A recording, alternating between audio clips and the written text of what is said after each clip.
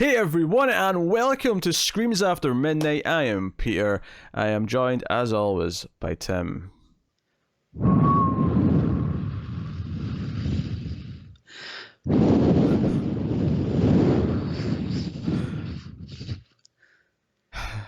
Thank you for that rendition of what the movie's about. We're here to talk about The Wind. This is a horror movie podcast. We get together and we talk about horror movies. The Wind, we'll start spoiler free, of course. We'll give you a warning before we go to spoilers. This is a horror film that came out in 2018. It is actually the winner of our last Patreon vote. We had 4 random movies up for vote on patreon.com/mailfuzztv, which we do every month for $5 and up patrons. And there were very random choices because Tim said it's my birthday month. I just want to pick 4 movies that I want to watch. Yep. The Wind was the victor, and here we are. And yeah, so it's set in the the 1800s, and it's this middle of nowhere. It's in New Mexico. It's a kind of a westerny horror movie. We have this main character Lizzie, who lives with her husband Isaac out in the middle of nowhere in this sort of this little cabin house. And they do a bit of farming, but they've got this new set of neighbours that are about a mile away, and they're the only thing they can see in the distance.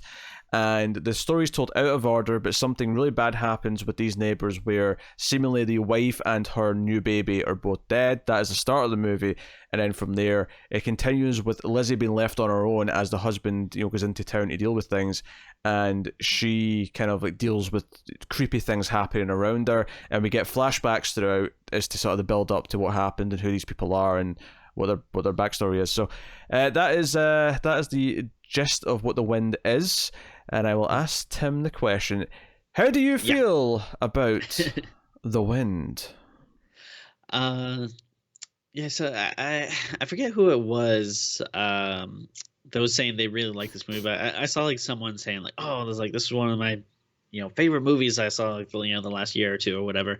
So I was like, oh, okay, I trust this person. I want to check it out. Watching it, I wouldn't say that I loved it. I thought it was okay.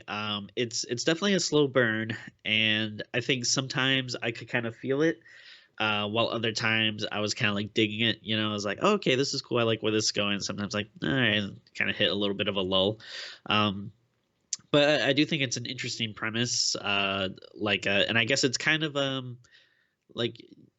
like too far off, because this was like a thing. They did around this time where like some of these areas out in the, I guess, kind of like the middle of the country or so or whatever, they needed people to populate it. So I think the government would actually give you like some land and some money to like set up a house, a farm or whatever, so people would do that. And then like I think it did drive some people crazy because you get like so isolated and stuff. And so I think that's kind of a cool idea. And there's like some cool creepy stuff in it, but I mean overall I wouldn't say it was great though. But I didn't think it was like bad either. Joe, what's funny is the movie was starting, right, and I'd say the first like 10-15 minutes are really good. And I was sitting there thinking, because the first 15 minutes has like almost no dialogue. It's all very quiet as we see things play out. As tense things kind of happen, we feel the mood, the direction. I will say the direction and the editing is pretty solid throughout most of the movie. It feels very confident. This is from I think first timer Tammi is the director, and it's nice too because we're recording this on International Women's Day, so nice female directed movy. We are. I mean, it'll be weeks before you see this review, admittedly, but yes, we happen to be recording this on International Women's Day. Yes, written by a woman as well. Teresa Sutherland's the writer, and nice. The movie, like, I thought it started off really strong, and I was actually sitting there thinking, if this stays as good as it is, like, I'm going to be pissed that we didn't see this in 2018 so that we could have it on our top 10. But by the time I hit the halfway point, I was like, nah, that's what I made it. Anyway, it's fine. Yeah. I was sort of losing interest as it went on. I think the direction's really confident, but I felt like the deeper we're into its story, the more generic it got. There were some really sort of cheap scares later on, because so much of the first chunk of the movie is just tone. It's just about, like, it's almost like there's nothing really like supernatural happened. It's just the horror of the real things that are going on, but it plays in a horror movie fashion, where the music feels like dreadful. It feels like, oh, Yeah. just something absolutely devastating has just happened, and there's this like weight to everything around them, and it feels like, they're carrying the weight of all this on their shoulders, and you feel it the entire time. And the camera's very slow and steady. The opening shot's just pulling back out of the doors, until it eventually reveals the characters and her walking out with a dead baby. All that stuff, really, really good. But by the time it gets to later on, and we're getting the flashbacks, and we start talking about demons, and we start having her see things, the actual supernatural stuff really didn't work for me. And I appreciate what it's trying to do. It is definitely a feminine perspective of a horror movie. It's definitely dealing with the main character's history with childbirth and the effects of that and the after effects. It tackles a lot of things. I mean, one of the big complaints we sometimes have in horror movies is when the wife character is not believed by her husband. That kind of happens here in this movie, but at least in this movie, it's kind of thematically the point of what's going on, is that it's dealing with the women not being believed by their husbands. But I ultimately I think it loses its steam as it goes on, and I was definitely kind of feeling out of it for the second half of the movie. Yeah, no, I'm the same way. And the thing that's kind of funny is it seems like it's two different movies. Like you're describing the first 10, 15 minutes, where it is, it's more slow and atmospheric. That's like kind of what I wanted out of it. And then when it does get into the demony supernatural stuff, that just kind of feels like generic everyday horror movie stuff that we see. And so it's kind of weird, because that's the stuff that's played up to be more like exciting or whatever. So like I usually don't say this about movies, but like this could probably have been slower. Like like maybe get rid of that stuff and just keep the kind of tension dread stuff. Because I wasn't fussed when it went to the first flashback. I thought, oh yeah, the odd flashback will be nice, but the flashbacks are actually the majority of the movie. And once it became clear that that's where most of the story was, and the stuff in the present day, well, in the context of the movie, when that stuff was going on, because I thought like the main point of this movie was going to be her on her own, and something otherworldly that she can't really understand or see attacks her or something, and it wasn't really that at all. It was more to do with what was in the flashbacks. And there's a scare that happens about halfway through in the flashbacks where I realized, okay, I think I don't like this movie that much. At least like I was notably disappointed, because it started off so strong, and there's a scare in the middle where there's like I don't want to say ghost, but like there's a face there or something, and I was just kind of like, oh, we're doing this generic stuff, and it lost a lot of steam for me at that point in the movie, and it never really quite regained any of its momentum for me. Because I think what makes the first half, or the first like 15-20 minutes so effective, is that it's so quiet, and it's so much about just visual like danger. Like when she senses something, she gets her shotgun out because she sees like a wolf or whatever it may be. Like it's all just slow build, and that's like kind of what you feel like the point of the movie should be. Like you should never really hear much other than the wind, because like that sound of the wind blowing like from outside is like just so like ominous and everything, that it's like it can really instantly make it like effective and creepy and stuff. And when they kind of get away from that, it's it just gets like feels a little less interesting. And I really want to emphasize that it is well directed, and I think that's why that first section is so effective, is because it's got very confident, steady direction. And that's why it kind of hurts when the story kind of gets in the way of that. Almost, at least that's what it felt like to me, because it was like it presented me this movie that I really wanted and really liked, and then started to just turn into like something far less interesting as it went on. And that was kind of rough. And again, like I say, I appreciate the themes that it was going for once it did introduce more story, but I felt like it could be stripped back. I felt like it could be a far more subtle, and like don't tell us this, don't tell us all of this backstory. Have it be a bit more, like if anything, make the flashbacks just as quiet. Make the flashbacks be just as awkwardly silent, and let the visuals sort of speak for themselves. Because I was really into that at the start of the movie. So.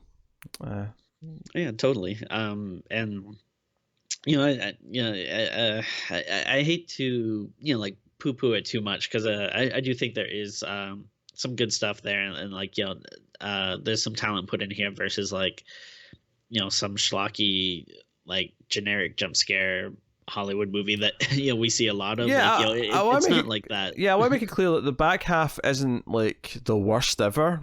It's just disappointingly mediocre. Is basically how I describe it. Whereas the first like chunk of the movie like is just so effective in what it's doing. Yeah.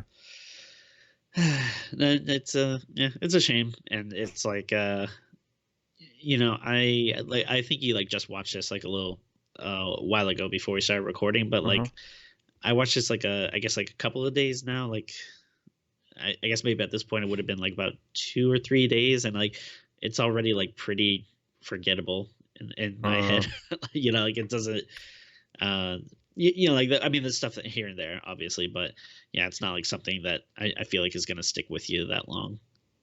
Yeah, Caitlin Gerard, who plays Lizzie, the lead character, she's pretty good. Like, I think the cast is pretty good across the board. There's not really anything to complain about too much. Yeah. I mean, I do There's think a good goat in it. There's a goat in it, yes. I did kind of think of you when the goat had a prominent scene. Emma, the other lady character, who's the neighbor character, who who's dead at the start of the movie, and we get the flashbacks, is for her story.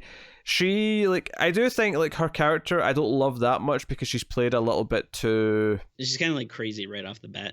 Yeah, she's a bit too in her face, I guess. It could have been a bit more nuanced, I suppose. But sure. It's a relatively minor complaint in the scheme of the characters and the acting. Like, I think they were solid. I mean, really, it's Lizzie and Isaac who are the two that we really spend time with. Lizzie, obviously, more so, but Isaac definitely has the most to do outside of her. Yeah, my kind of one complaint, and I don't know, this might seem like a little silly, but everyone like seemed like too clean. Like I kept thinking like I feel like these people should be dirtier. like back in this time, like all you're doing is like running around and getting kicked in the head by like horses or something. Like I feel like people should just have a lot more dirt on them. Fair. You're critiquing the makeup and costuming department there for not making them look dirty enough. Yeah, I'll take them to task. Okay, Tim's got it out for you. Look out! Hot makeup and costuming departments. Tim's coming for you. I didn't necessarily. I wasn't struck by that problem necessarily. If anything, what takes me out of sometimes these period pieces is the dialogue sounding too modern at times. Mm-hmm. Where I'm like, I feel like they'd speak a little. Like, I feel like I'd notice a difference. Like, I'd understand it if I went back in time and spoke to these people, but it felt like it was like, I did think it was weird when, Isaac told Lizzie to back that ass up. I knew that was going to be a joke. I knew you were building to something stupid. I knew you were. I thought you were going to say like psych or something like that, but nah, yeah. I knew it was building to something stupid. All the kids love saying psych nowadays. Hey, it's still far too modern for this time period, all right? When Gideon, I'm not gonna make that joke. Never mind. So. Yeah, the movie's unfortunately very mixed, and I wish it wasn't, because I think there's so much potential when it started, and that's kind of almost more hurtful than just being bad, because it's like, oh, this could have been more, this could have been better, this could have been this and that and something else. Yeah. But hey, so we'll give the spoiler warning then. I'll just full spoilers for The Wind. I will take this time to thank our Patreon producers for the month. So thank you to David Short, Alison M. Fordyce, Cindy Palacios, Tyler Hess, and Talking Superman. They're all patrons at the $20 or above tiers. You of course can support us for far less than that, though. You can support us for as little as $1 per month. You can get a warm fuzzy feeling in your stomach for keeping all the content coming and supporting everything we do. But you do get an exclusive bonus episode of Screams After Midnight every month for your $1. As well as some bonus stuff for some other shows that we have on Male Fuzz TV. And of course, at the $5 tier, you get early access by 1 day for every movie review episode, and you get to vote on an episode once per month. So go and have a look and see if you want to keep all the shows coming and support everything we do. But hey, so spoilers then for The Wind. And I'm impressed that neither of us have made a fart joke yet. Like, I really am. Like, it was such obvious, Sure. low hanging fruit that I'm impressed. So Well, I mean, I've been racking my brain about trying to make a Demon Wind reference, but haven't gotten there yet. In fact, Demon Wind was in fact a $1 exclusive episode on patreon.com/MailFuzzTV. Yeah. So yeah, I mean, I guess it's kind of hard to talk about it in order because it's jumping back and forth in the timeline. So I guess we'll just sort of go more chronological, which is to say that this new couple move into this abandoned cabin near the main house where Isaac and Lizzie live, and it's Emma and Gideon, and right away like we get this vibe that like Emma doesn't really respect Gideon because Gideon's not as strong as Isaac. Isaac's a very kind of like handyman. He builds things. He knows how to plant, crops and things like that. Gideon is too proud to work for her father. And over the course of the movie, like she kind of keeps dropping these little comments about how Isaac's stronger than her husband is, and it's like it kind of plants this seed of jealousy and kind of like, oh, like Emma wants Isaac for herself. And later when Emma's pregnant, she even has a diary that, eventually Lizzie reads this in the present sort of day part of the timeline. That claims that Isaac is the father, even though there's no evidence to suggest that that's actually true. And the whole idea is that there is something out there that the wind does contain some kind of entity, and only the women are being subject to it and being victimized, seemingly even more so when they're pregnant, because we find out that Lizzie was pregnant at one point and the baby did not survive.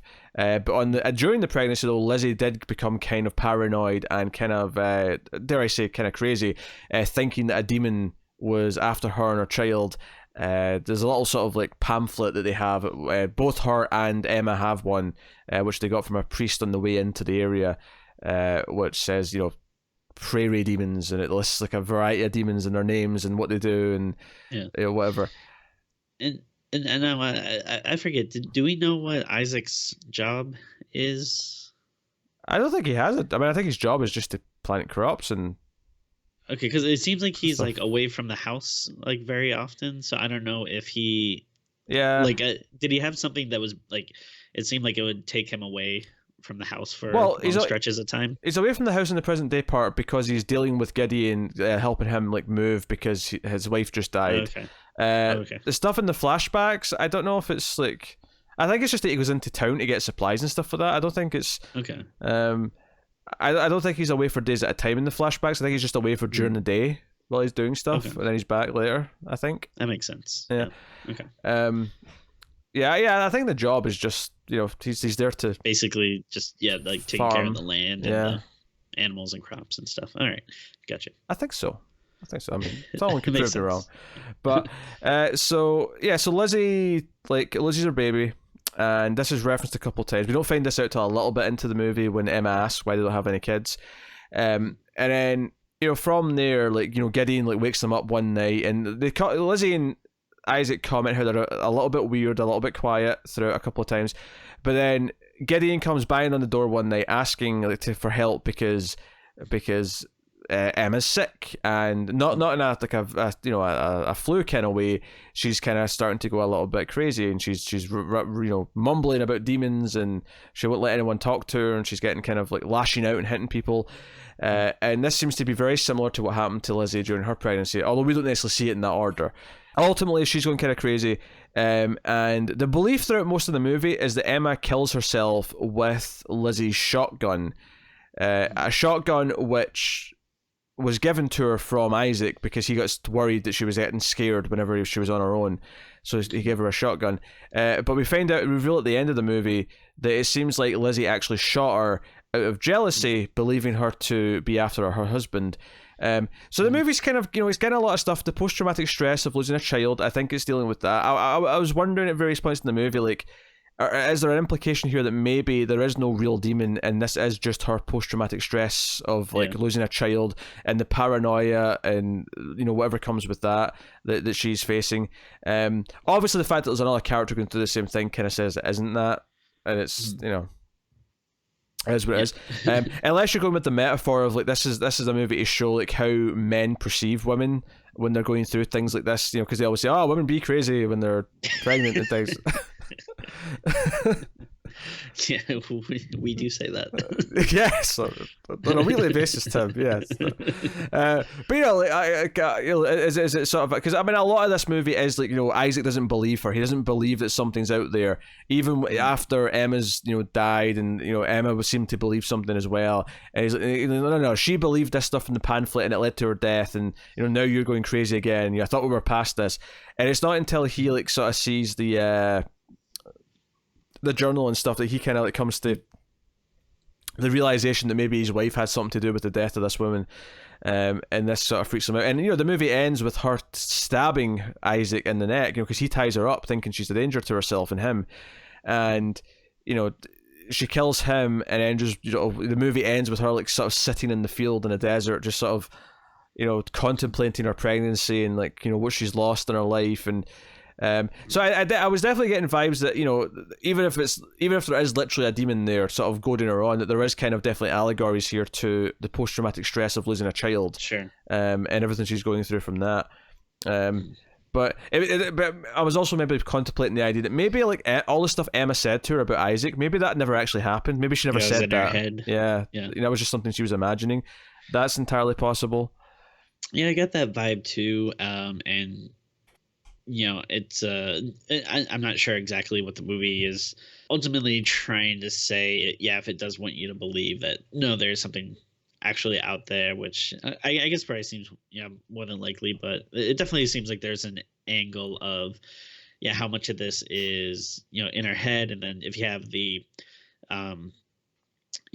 like post-traumatic stress stuff, but also just coupled with like the isolation of you're living by yourself, and even with your husband there, if he's not there like most of the time, that what can that do to your mind? Like how's that what happens to you when you have like so you're barely seeing people like from day to day and that sort of thing. Yeah, and to sort of tie that into the feminine perspective there, this idea that she's supposed to just wait around and do house things while he's out, he's out interacting with people, and she's left there to sort of go crazy on her own, essentially. That's a good point. Yeah. So there's some ideas there, and like I think like some of those are good. Obviously, we have to talk about the scenes with the priest who arrives. Oh right, yeah. And the way I took this, at least again, you could always say that none of this is real or whatever, but the way I took this is that the priest does come here. He does like ask for shelter because he's been traveling, and she gives him something to drink, and they talk a little bit, and he sort of like acknowledges that she's kind of not God-fearing anymore. She's kind of lost her way in that sense, and she says that you can stay in the barn or the hut or whatever until morning because you shouldn't be traveling at night. And in the middle of the night, the door bangs and it's him, and he's like, "Oh, there's something out here that attacked me. Let me in." And this version of the priest is actually not the priest. This is a priest that turns out to be the demon itself, because his eyes go dark, and he kind of like, and it was stuff like this when like stuff starts flying around the room, and he's like saying things in a demonic voice. Or in fact, the jump scare that I was saying that I hated in the middle is in the present day portion, after we find out kind of some of the stuff that happened to Emma. In present day, after she's kind of like woken up from a nap because she drugged herself to fall asleep because she couldn't sleep. This is after the wolf attack, and maybe after like seeing the goat was alive. I forget about the wolf attack. Yeah, as a whole, this is in the good part of the movie because it's just visual. It's just her getting scared because there's wolves there and running back to the house to protect herself. But like she goes over to the other house where Emma and Gideon lived, and like a ghost version of like Emma like talks to her, like just appears in a jump scare with a loud jump, and then starts and says something to her, and I'm like, I hate this moment. Like this moment took me out of the movie so much, and I'm just like it lost so much credibility for me at that point. Yeah. Like what kind of sucks, like the whole thing with the priest, I do think it actually starts off well, and then unfortunately it feels like a missed opportunity, because it's I think that could be a good idea there for a scare or to do something creepy, but again, like we were saying, like you keep it a little more subdued, and I think instead of a slower build would be what you need, because basically he accidentally says something really quickly that he shouldn't know, and he's like, "Oh well, I guess I've revealed myself. I'm the demon," and that's it. Yeah, like then it quickly goes from like 0 to like 50, and like really quick, like imagine if like this was the first character she got to speak to the whole movie, right? And then imagine that we spent like a long ass scene, like a good 15-20 minute scene of her talking to him, and he's not outright saying anything evil, but he's kind of slowly manipulating or trying to get her to talk about certain things, or he's pushing certain buttons or whatever, like, and it could be this slow realization, but instead it's just like, whoops a daisy, I revealed a thing that I shouldn't know, I'm a demon. Yeah, like that could have been really good. It's unfortunate. It's just a lot of moments like that. They're just a little too generic that don't really do much for you. Yeah, I think anytime it showed something, I was kind of out of it. Like, when she flies across the room and lands in a pair of scissors, like I feel like this movie is so much about the sort of more grounded dread I felt really early on, where it was taking normal things and making them scary. And I'm okay with the idea of something been in the wind, but I felt like this movie would have really benefited from keeping it a bit more vague and a bit more kind of like, is there something really there, kind of thing. Having like a character whose like, eyes go black and having like a demonic voice is just, I don't know, it took me out of it. Felt a bit cheesy. And I mean, part of the reason why I think she maybe imagined a lot of things is because the husband Isaac says that he passed the priest on his way back home the next day, because this was actually part of the movie that I thought was really weird to me. It was weird having him back in the present day segment, because I felt like the whole point of the present day segment was for her to be on her own and be isolated. So it was kind of weird when we got to a point in the back, like third, where he's just around again. I was like, oh, he's back and everything's kind of normal, and they're having, apart from the fact that she's going crazier, obviously, or more paranoid, perhaps, maybe a better word, but I kind of like the idea of like you saying that you spend almost like half the movie with her not interacting with anyone. Like that actually might have been like cooler if it is just a movie about her being alone for most of the time, and then if you do get a person like wandering priest or like a neighbor you've never seen before showing up, like you can have it be a much more subtle, creepy kind of thing. Yeah, but have it be kind of tense, because you don't know if you can trust them. There's a line at one point in the flashbacks where they say that they don't have the luxury of like not knowing their neighbors. Like that strangers can stay strangers when you're in the city, but here it's different. We have to kind of get to know the only two people who are here. And like maybe there's something to that theme of like her trusting this priest because she's just relieved to talk to someone, and maybe the fact that he is a priest is comforting, and like maybe lowers her guard a little bit because it's a priest, like he's a kind old man, like nothing to fear here, right? But maybe he slowly turns or whatever. I think the opening of the movie set me up for like a movie where she's on her own and like fending for herself, and then the movie like got so filled with flashbacks where it was like constant flashbacks, like was it became a sort of thing where we'd have like 2 or 3 scenes of flashbacks, like a solid 5-minute chunk, and we'd come back to the present day stuff with her on her own, but the stuff on her own would be like 30 seconds to a minute. It wouldn't last that long, and it'd be back to flashbacks again. It would it'd be sort of it started to really weigh towards the flashbacks, and then you have her with the husband coming back, and it felt like it set me up for this movie with her on her own, and then it felt like it started to betray that. It betrayed the movie. It kind of got me excited for and its own and its own opening sort of like 15 minutes, because all that stuff at the start where she's on her own, she's even just washing her clothes and because it's like her washing the blood out of the stuff, because they try to like do a C-section on Emma, and then she's washing the blood off the table, she's scrubbing the knife that she used to cut her stomach open, she's scrubbing her clothes, she's scrubbing her apron even, and then the wolves show up and she runs back to the house to get the shotgun, and she's just scrambling to save herself. Like all that stuff was just so well paced and so well kind of like methodical, and like I'm like okay, I'm drawn into her story, I'm drawn into like what the mood is right now and what happened the night before, and and then from there it just kind of became overstuffed with like, here's lots of normal talking scenes. I guess, I don't know. And it's like all that, like all those scenes of them like talking, it's just like it's not interesting.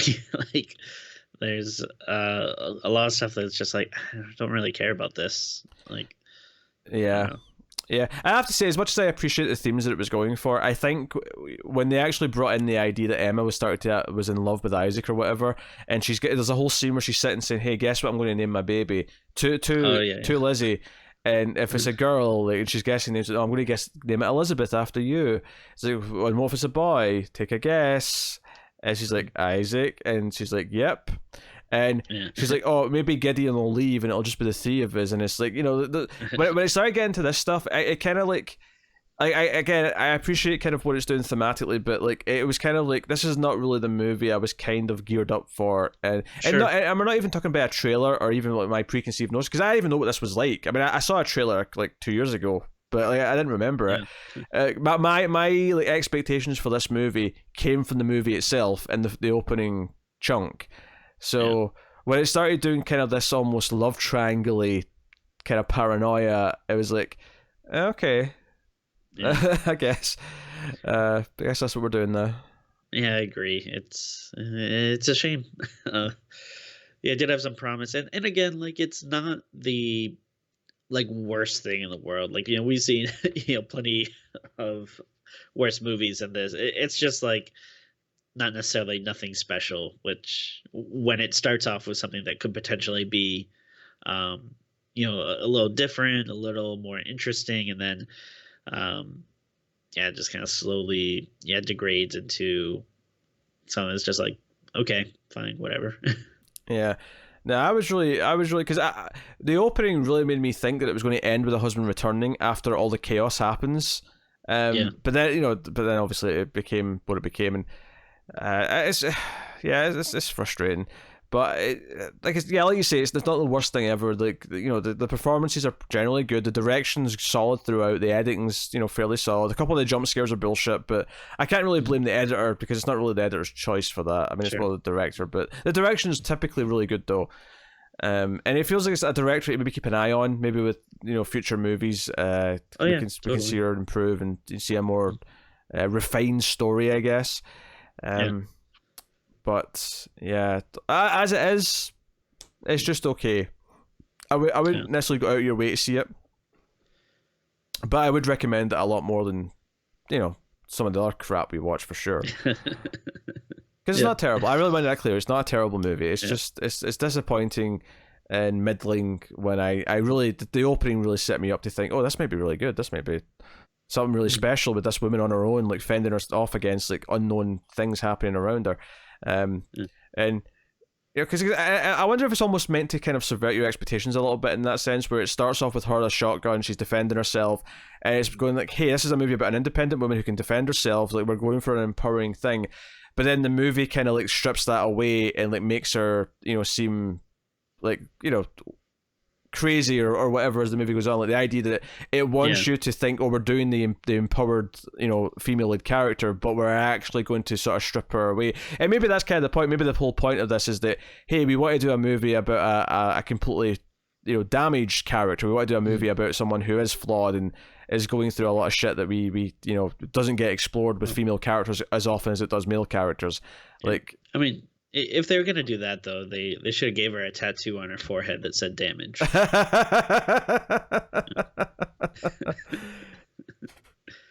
Very good point, Sam. Yes. I guess we're more or less done with the movie. So is there anything else you want to add before we rate? I mean, not really. Like honestly, it's like I just watched it a few days ago, but it really feels like a lot of it has left my memory. Like, like I kind of like the general beats, but like trying to think of like some of the finer points, and it's a little difficult.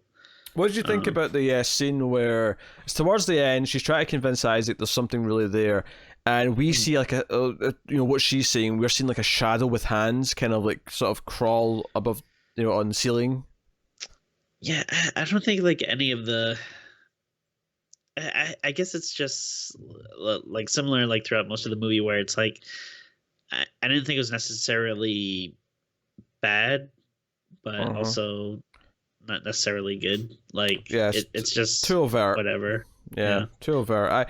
It was even the music actually. I thought the music started off really good because when it started after the title screen, it did this thing where it was doing kind of the violin coming in for like this almost Western soundtrack, but underneath that violin there was a slow horror like string going underneath the whole thing, and I thought, well, that's a really nice mix of styles. Like I'm hearing both a Western soundtrack and a horror soundtrack mixed together, and I thought, oh, that sounds quite good.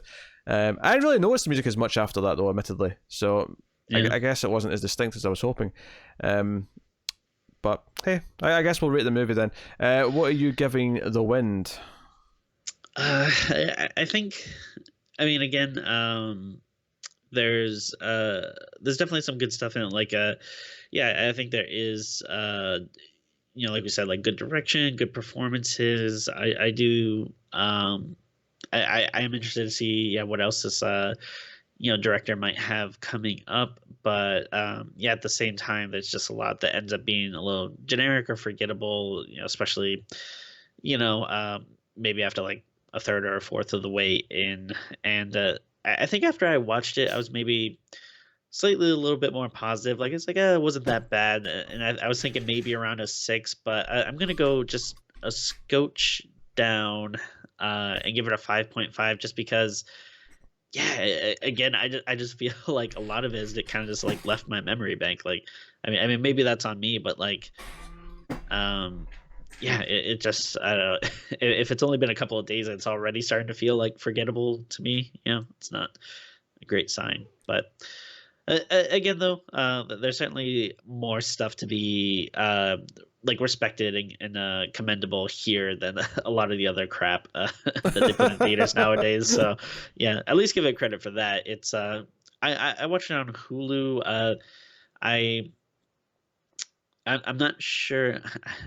I don't know if it's just streaming on Hulu proper or if it's on Showtime. I think I have like a Showtime thing on Hulu. I don't know. It's not my subscription. It's my brother's, so he might have it. But fraud. If you fraud, well, they let you share it. They give you multiple profiles. Okay.